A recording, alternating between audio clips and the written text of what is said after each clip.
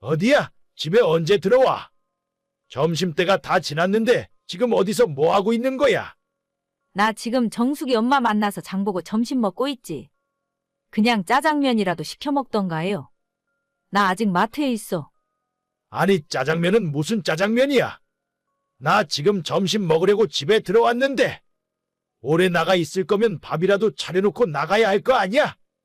그럼 밥통에 밥 있고 냉장고에 반찬 있으니까 차려 먹어요.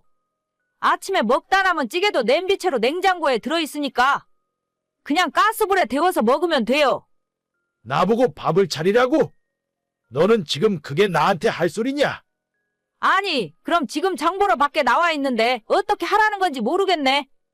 어차피 택시 운전하면서 밖에 다니다가 맛있는 식당 있으면 점심은 사 먹을 수도 있잖아요. 어떻게 맨날 집에 들어와서 밥 달라고 하는 거예요? 미쳤어? 밥을 왜 돈 주고 사 먹어? 당장 들어와서 밥 차려. 나 1시간만 있다가 나갈 거니까 그 전에 와서 밥 차려놔.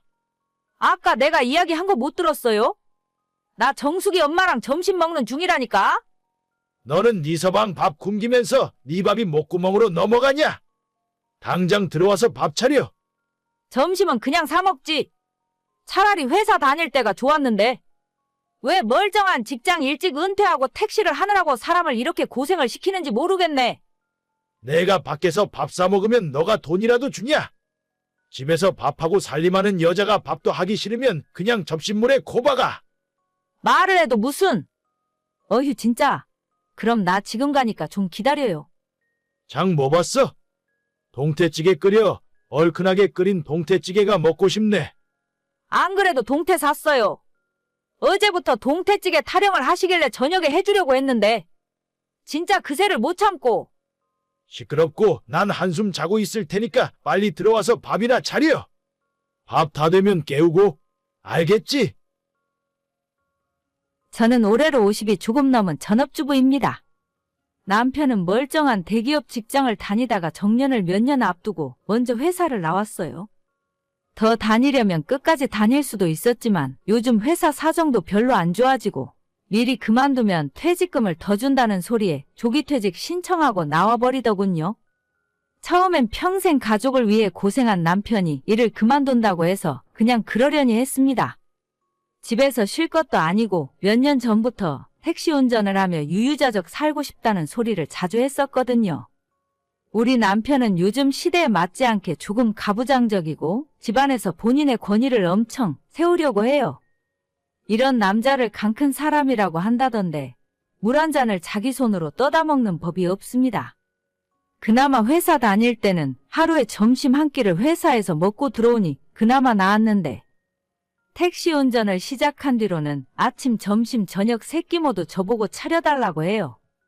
집에서 살림하는 여자가 남편 밥 차리는 게 뭐가 그렇게 힘드냐 하실 수도 있지만 어째 나이를 먹을수록 점점 반찬 투정도 심해지고 저를 밥하는 식모쯤으로 여기는지 함부로 대하는 모습을 보며 점점 기분이 좋지 않았습니다. 나 지금 집에 가는 중이야. 모처럼 친구들 만나서 술 한잔 하기로 했거든. 20분쯤 후에 도착하니까 술상 좀 봐놔. 갑자기요? 지금 8시밖에 안 됐는데 무슨 벌써 술상을 봐달래? 그냥 친구들이랑 밖에서 먹어요. 우리 저녁도 아직 안 먹었으니까 아예 그냥 요기 될 만한 걸로 차려놔. 고기 좀 있나? 고기 있으면 신김치 썰어놓고 좀 볶아놔. 아니, 내가 하는 말 듣고 있긴 한 거예요? 어차피 저녁도 안 먹었으면 밖에서 밥 먹고 오면 되잖아요. 1차로 밥 먹고 술 한잔 하다가 이따 집에 와서 간단하게 한 잔 더 해요. 그럼 내가 술상 봐줄 테니까. 나보고 갑자기 손님 초대했다고 저녁상 차리라면 당황스럽지. 누가 뭐 대단한 진수성찬 차리래. 내가 너한테 뭘 기대한다고 당황을 해. 그냥 국물 떠먹게 찌개나 하나 끓이고 고기에 김치 썰어놓고 볶아. 그거랑 밥만 있으면 되는 거지 뭐. 한두 번도 아니고 매번 이렇게 사전 예고도 없이 친구들 불러오고? 진짜 아침부터 저녁까지 밥 차리다가 내 인생 다 끝나겠네. 밥하는 게 너가 할 일 아니야. 누가 보면 내가 못할 일 시키는 줄 알겠어. 잔말 말고 20분 있다가 도착하니까 밥상 차려놔. 3명이니까 양 좀 넉넉하게 하고. 나 안 해. 뭐? 너 지금 뭐라고 했어? 나 안 한다고. 나 더 이상 밥 안 차린다고. 밥순이가 밥을 안 차려. 지금 파업하겠다는 거야. 너가 요즘 배부르고 등 따시게 사니까 개념을 상실했나 보네. 집에서 밥하기 싫으면 뭐하러 내 집에서 살아? 그냥 짐 싸서 나가. 안 그래도 짐 싸고 있어. 당신이 옛날부터 마음에 안 들면 나가라고 했잖아. 내가 나갈 테니까 당신 맘대로 하고 살아. 너가 지금 나가봐야 지 몸 하나 건사할 수 있을 것 같냐? 돈을 벌 줄 알기나 해? 아니면 뭐 제대로 아는 거나 있어? 평생 집에서 밥이나 하고 살았던 주제에 뭐? 집 나가겠다고? 맘대로 해라. 나 지금 나갈 테니까 다시 오라고 하지나 마요. 카드는 다 집에 놓고 가. 그거 다 내 돈인 거 알지? 그렇게 남편이랑 싸우고 저는 집을 나왔어요. 지난 30년 가까운 시간 동안 저 인간이랑 같이 살면서 인격적인 대접을 받지 못하고 살았던 것 같습니다. 막상 나오니 막막했지만 일단 딸한테 연락을 했고 딸이 당장 자기 집으로 내려오라고 했습니다. 딸 집에서 며칠 지내면서 진짜 앞으로 어떻게 해야 하나 고민을 하고 있었죠. 예전에 딸을 어느 정도 키워놓고 저도 나가서 간단한 일을 해보려고 했었는데 남편이 여자가 무슨 일이냐며 집에서 밥이나 하라고 못하게 막더라고요. 생활비가 부족한 건 아니라서 그냥 그때는 남편 말을 들었는데 이런 날이 올 줄은 몰랐죠. 20대 이후로 돈 버는 일을 안 해봤으니 할 줄 아는 것도 없었고 딸네 집 근처 식당에서 일을 시작했습니다. 예전에는 저런 식당 일은 어떤 사람들이 하는 건가 싶었는데 그게 저였더라고요. 그리고 월급을 그렇게 많이 버는 일인 줄 몰랐습니다. 커다란 갈비집에서 주방보조로 일을 하는데 첫 월급을 300만 원을 받았고 6개월 뒤에 월급을 또 올려주겠다고 하는 겁니다. 이 돈이면 남편이 지금 택시를 하며 벌어오는 돈보다 훨씬 많은 돈이었어요. 아직 50대 창창한 나이라서 20년은 거뜬히 이 일을 할 수 있을 것 같고 딸은 이참에 아빠랑 이혼하고 재산받아서 갈라서라고 말을 해주었습니다. 야, 네 엄마 어디 있냐? 너네 집에 있지? 당장 오늘 안에 집으로 기어들어오라 그래. 안 그러면 영원히 못 들어올 줄 알아. 아빠는 엄마한테 기어들어오라는 말이 뭐야 대체. 아니, 아빠는 엄마한테 미안하지도 않아. 내가 그 여편네한테 뭐가 미안해? 밥하는 여자한테 밥하라고 한 게 그렇게 잘못이야? 진짜 아빠는 안 되겠다. 엄마 안 들어간대. 엄마 취직했어. 웃기는 소리 하고 있네. 평생 집에서 밥이나 하던 아줌마를 누가 돈 주고 써? 이 동네 근처에 갈비집에서 일하고 있어. 월급 300만 원 받는데. 뭐? 300만 원? 그 인간이 돈 버는 재주가 있었네. 앞으로 돈 벌라 하고 나는 놀러 다녀야겠다. 아직도 정신 못 차렸어? 엄마는 아빠랑 이혼하고 혼자 살 거야. 이혼하고 재산 분할하면 그 돈으로 집 구해서 살 거래. 이혼? 맘대로 하라 그래. 근데 재산 분할을 내가 왜 해줘? 평생 내가 뼈 빠지게 번 돈인데. 그냥 나가려면 지 혼자 나가면 되는 거지. 진짜 아빠는 뉴스도 안 보고 살아? 평생 가정주부로 살아도 재산 분할 해줘야 돼. 아무튼 나는 아빠한테 할 말 다 했어. 난 무조건 엄마 편이니까 나중에 이혼 소송할 때 서운해하지 마. 넌 그게 키워준 애비한테 할 말이냐? 야, 너네 엄마 안 오면 너라도 와서 밥 좀 차려라. 어휴, 아빠는 진짜 언제 정신 차릴래? 이제 아빠 밥 차려줄 사람 없다고. 엄마한테 손이 발이 될 정도로 빌어도 모자랄 판에 잘하는 짓이다. 그럼 나는 어떻게 살아? 야, 내가 이대로 참고 있을 것 같아. 딸이 남편이랑 하는 대화를 저도 옆에서 같이 보고 있었는데 참 가관이었어요.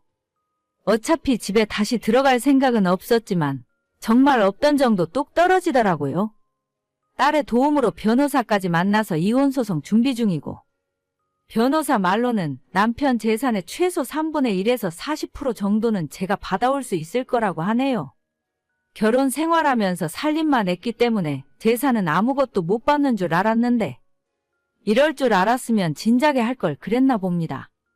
돈이 들어오면 딸이 사는 집 근처에 저 혼자 살기 좋은 작은 집 구해서 손주도 봐주고 일도 하면서 그렇게 살 생각이에요. 오히려 남편한테 눈치 보며 생활비 받았을 때보다 제가 나가서 돈을 버니 당당하고 먹고 싶은 거 사고 싶은 게 생길 때마다 남편한테 혼날 걱정 안 해도 되니 너무 좋아요. 이혼 소송 시작한 뒤로 남편이 지금이라도 집에 돌아오면 용서해주겠다고 하길래 앞으로 하고 싶은 말 있으면 변호사 통해서 하라고 해줬습니다. 끝까지 저한테 그동안 잘못했다, 미안하다는 소리는 못하나 봐요.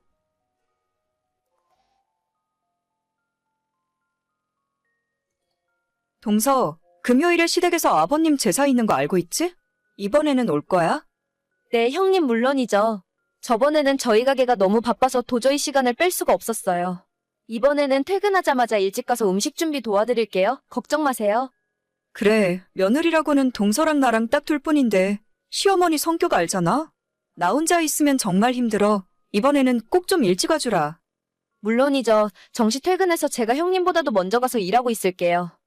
알겠어, 그럼 그때 봐. 네, 그때 봬요. 저희 시댁에는 제사가 1년에 3번씩 있어요. 그중에 시조부모님 2분 제사는 보통 아들들만 가서 간단하게 지내는데 아버님 제사만큼은 며느리 둘이 총출동해서 제사 음식 준비를 해야 합니다. 어차피 시댁에도 시어머니밖에 없기 때문에 조부모님들 제사는 간단하게 약식으로 대충 하셔서 저희 며느리들까지 갈 필요는 없거든요. 얼굴도 모르는 시댁 조부모님들 제사에 며느리까지 올 필요 없다면서 그때는 어머님이 전부 혼자 알아서 하십니다. 하지만 아버님 제사만큼은 음식 준비도 살벌하게 하고 완전 명절이 따로 없을 정도로 준비합니다. 탕국도 2종류 끓이고 각종 전에 산적에 시아버지 살아계실 때 가장 좋아하시던 음식인 황포묵도 만들고 잣죽도 끓여야 하기 때문에 정말 제사 준비할 때 손이 많이 가더라고요. 시집와서 지금까지 15년 동안 제사 준비를 하고 있는데 1년에 명절 2번과 아버님 제사 때만큼은 정말 혀를 내두를 정도로 힘이 듭니다. 명절은 어차피 휴일이라 그렇다 치고 아버님 제사가 있을 때는 보통 저는 회사에 월차를 써요. 어머님이 오전에 장을 보시고 오후에 3시, 4시부터 준비를 시작하시는데 저도 집에서 쉬고 있다가 3시쯤 시댁으로 건너가서 함께 일을 하거든요. 그런데 저보다 4년 늦게 이 집안 며느리로 들어온 동서가 자꾸만 이 핑계 저 핑계를 대면서 아버님 제사 때 늦게 오거나 어떤 날은 아예 코빼기도 안 보이고 오지 않는 겁니다. 사실 저희 남편이나 시동생은 아버님이 하시던 가게를 물려받아서 일을 하고 있어요. 남편이 본점을 맡고 있고 2호점을 시동생이 운영하고 있습니다. 저는 결혼 전에 다니고 있던 회사를 계속 다니는 중이긴 한데 그래도 저희 집안이 잘 먹고 잘 살 수 있는 건 아버님 덕분인 것이 맞죠. 결혼할 때 집도 한 채씩 사주셨고 워낙 받은 것이 많아서 명절 제사 준비 정도는 며느리들이 해야 한다고 생각해요. 하지만 매번 눈치 보면서 빠져나가는 동서 때문에 정말 스트레스 많이 받고 있습니다. 동서 벌써 5시야. 대체 언제 올 생각이야? 동서? 무슨 일이라도 있는 거야? 카톡 보면 바로 전화 좀 해줘.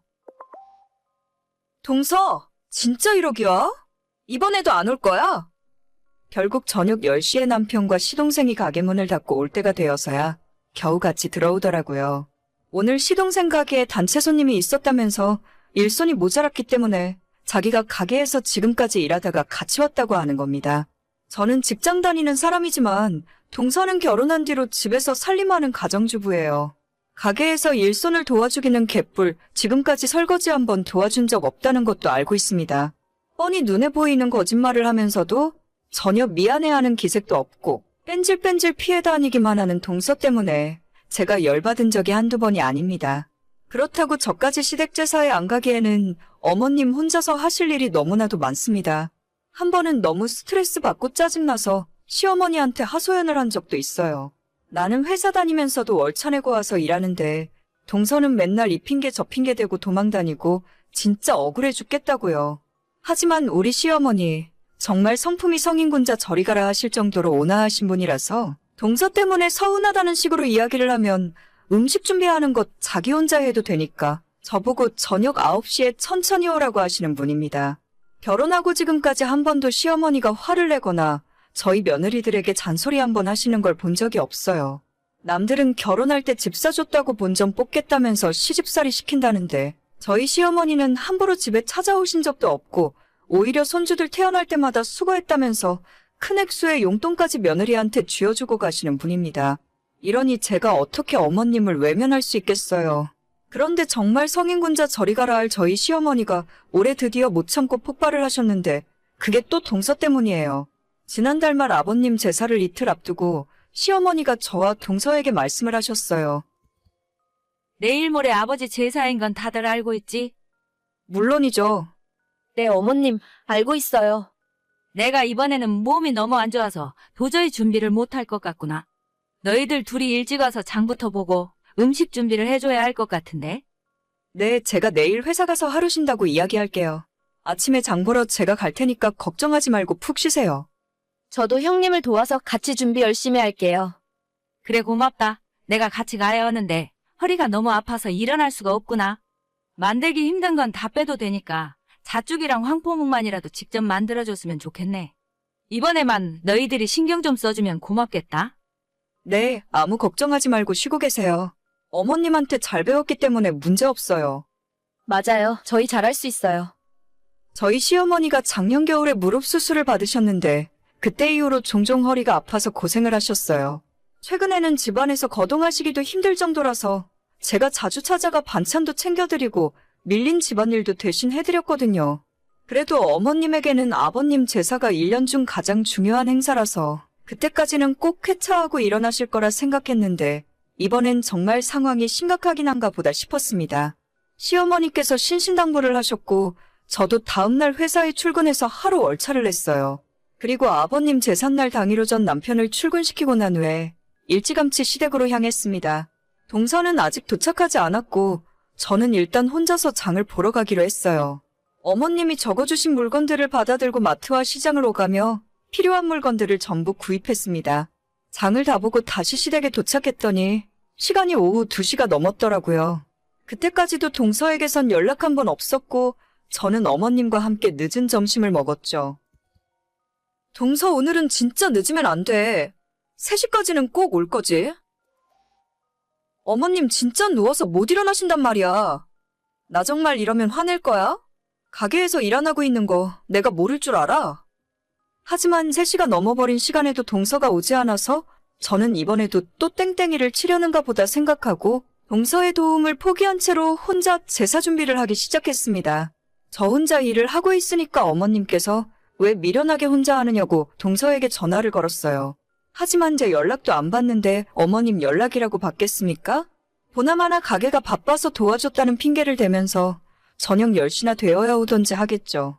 혼자서는 힘들어서 못한다며 어머님이 자기가 도와주겠다고 나섰지만 자리에 앉아있기도 힘든 사람이 무슨 일을 하겠어요. 어머님은 그냥 안방에 누워 계시라고 하고 저 혼자 할 수 있는 데까지 하겠다 오기를 부렸습니다.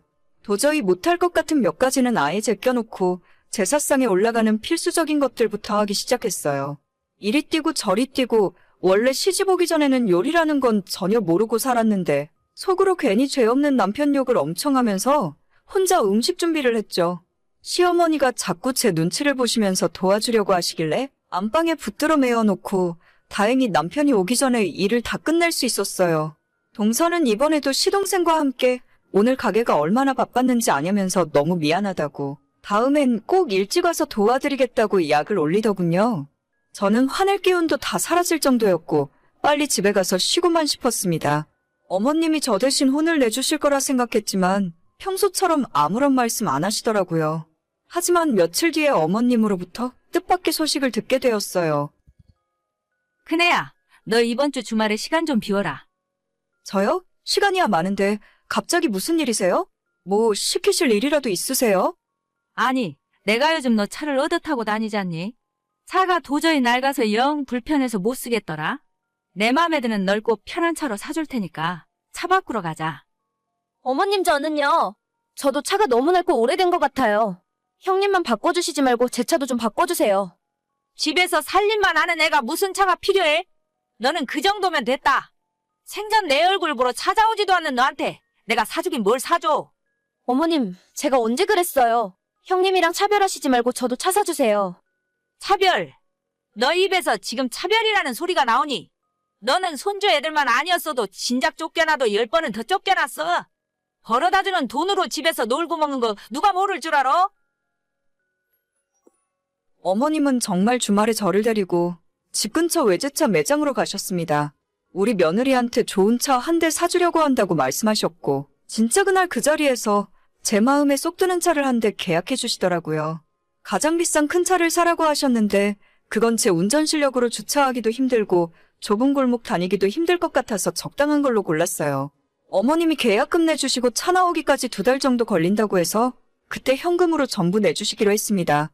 동서는 이제 와서 뒤늦게 뭔가 깨달았는지 일주일에 2-3번씩 어머님 댁을 찾아가는데 아직도 어머님이 분이 덜 풀리셔서 찬바람이 쌩쌩 불고 있네요. 그동안 한 번도 며느리들에게 화내신 적 없고 서운해하신 적 없으셨는데 저 혼자 아버님 제사 준비하면서 땀 뻘뻘 흘리는 모습이 퍽 안쓰러워 보이셨나 봐요. 얼마 후면 허리 수술까지 하실 텐데 빨리 회복하셔서 예전처럼 건강하게 다니셨으면 좋겠어요. 저는 동서 덕분에 팔자에도 없던 외제차도 얻어 타보고 정말 땡 잡은 기분입니다. 고마워 동서. 앞으로도 계속 그렇게만 해. 오늘의 사연은 여기까지입니다. 구독과 좋아요, 알림 설정은 정말 많은 힘이 됩니다. 다들 행복하시고 좋은 하루 되세요.